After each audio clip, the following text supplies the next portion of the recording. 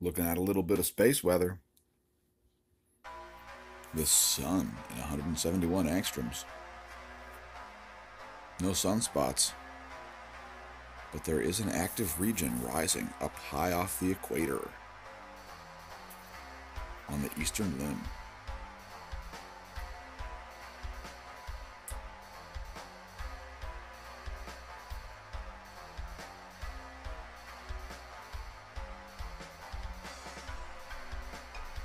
There are your magnetic field strength lines.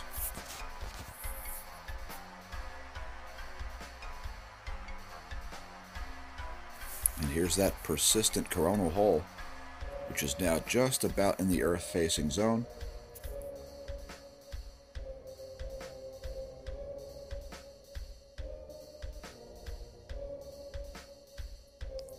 Let's consult spaceweathernews.com for some additional data. No X-ray flares in the past 24 hours.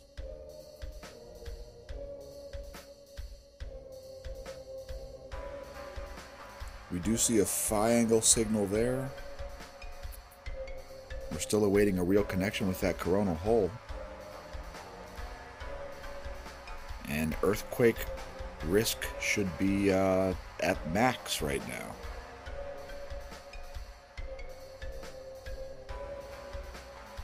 Solar wind density extremely low. It looks like it's been dipping below 1 proton per cubic centimeter. And we see a downturn in the solar wind speed. Looks like we're down to about 350 kilometers per second.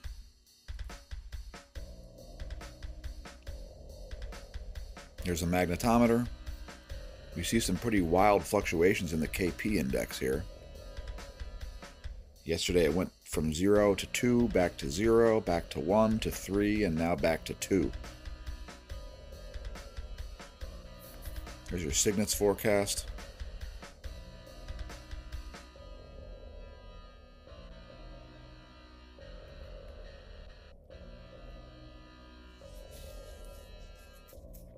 We see yesterday's dip in the electron flux, not as pronounced as the day before or the day before that.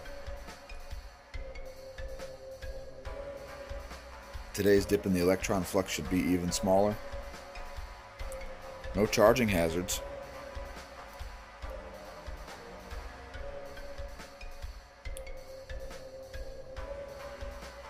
The F2 layer looks anomalous.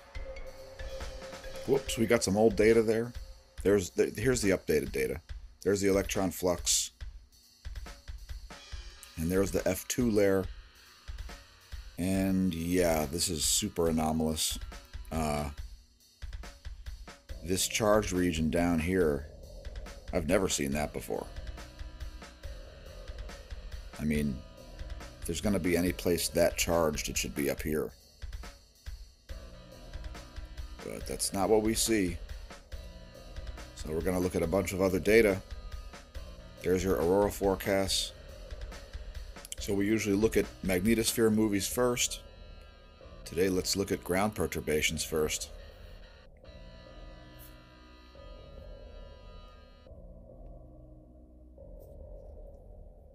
Here's the poles.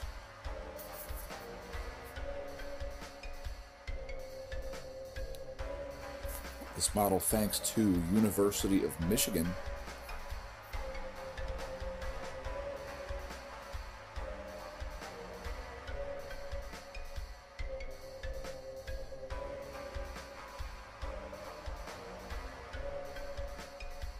Fields look weak, especially at the South Pole.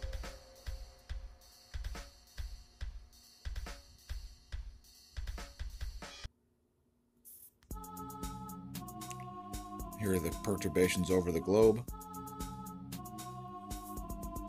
Let that play through once. Looks like most of the magnetism is in the north here.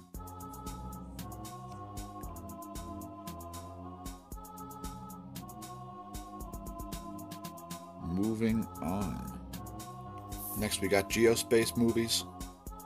Here's the magnetosphere. This is the velocity.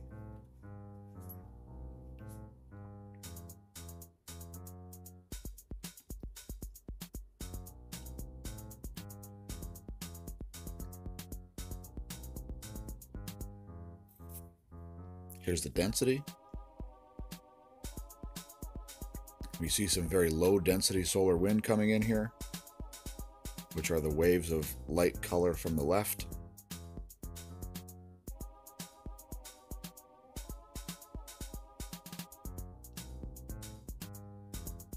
And here's the pressure.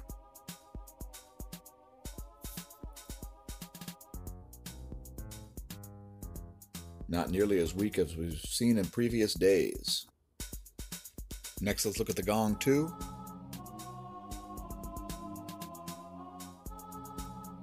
As we watch the short-lived connection with the solar North Pole. Let's advance that to the last frame.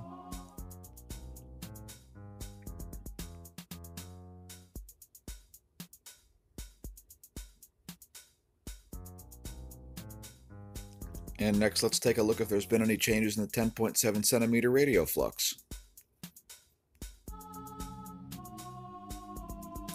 Indeed, there has been.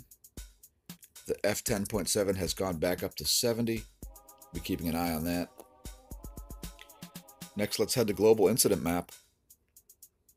Check out the earthquake situation before we look at volcanoes. What do we have in the last 13 hours? Iran a 4.3, Tajikistan a 4.3 at depth. And the biggest quakes of the past day, there you go. Chile with a 6.8. If you're interested in these kind of things, you may be interested in if a tsunami had happened or not. So just head to tsunami.gov.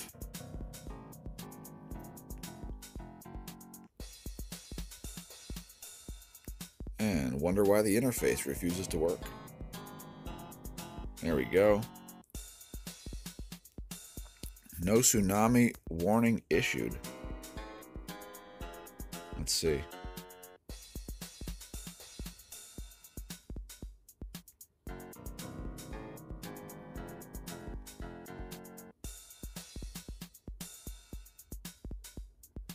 No apparent tsunami.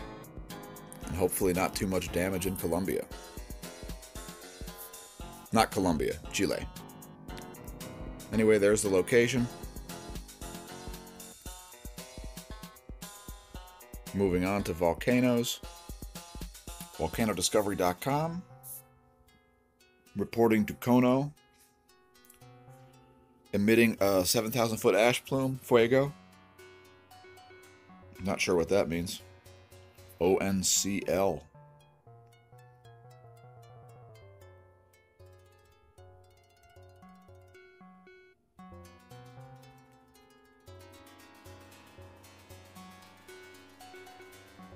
Anyway, some kind of emissions coming out of fuego. Turrialba with a 12,500 foot ash plume, Sabancaya, emitting some steam and possible volcanic ash, Planchon Pitaroa, weak volcanic ash emissions, and Nevados de Chilean, no volcanic ash emissions, or idea of why it's on the list. For those of you not watching daily, we did have a recent uptick in cosmic rays, so let's take a little gander at what the situation is today. First, the Athens monitor. Wow, showing us the largest cosmic ray flux for the entire month. Could be going into new territory there. Next, let's look at Mexico City. Not the same increase there. Let's see what Moscow has. Moscow has high cosmic ray flux, but not as high as yesterday. And we'll check Oulu and the Antarctica monitors.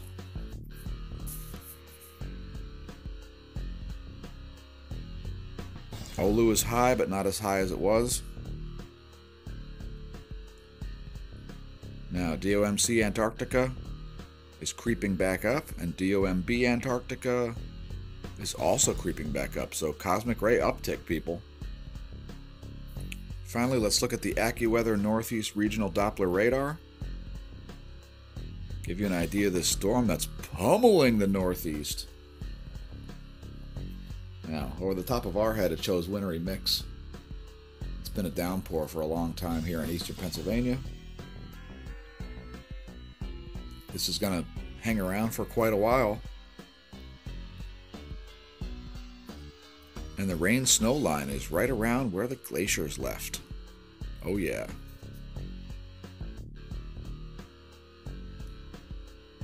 Let's zoom out to the nation view.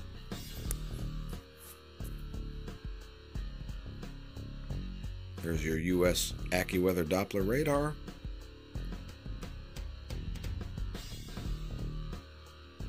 We've also got some strong storms in the south.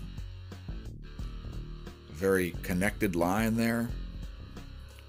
Probably producing high winds and heavy rain, possibly hail, possibly tornadoes. And for those of you who don't like who don't usually use the water vapor map, let's just give you a little tutorial. If you're wondering when the snow's going to stop, for instance, just head up here to satellite, click that,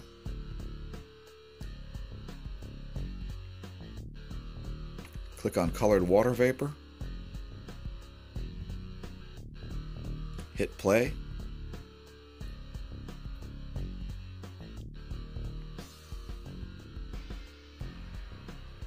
and there's a water vapor map.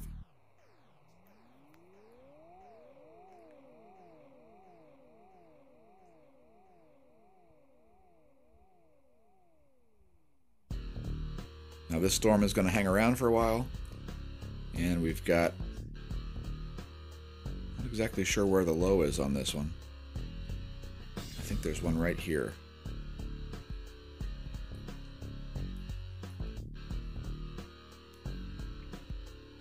Anyway, there's your weather tutorial for the day. And here's the sun in 304 angstroms. Got filamentary activity all around the edge of the disk. And let's take a close-up of that active rising region.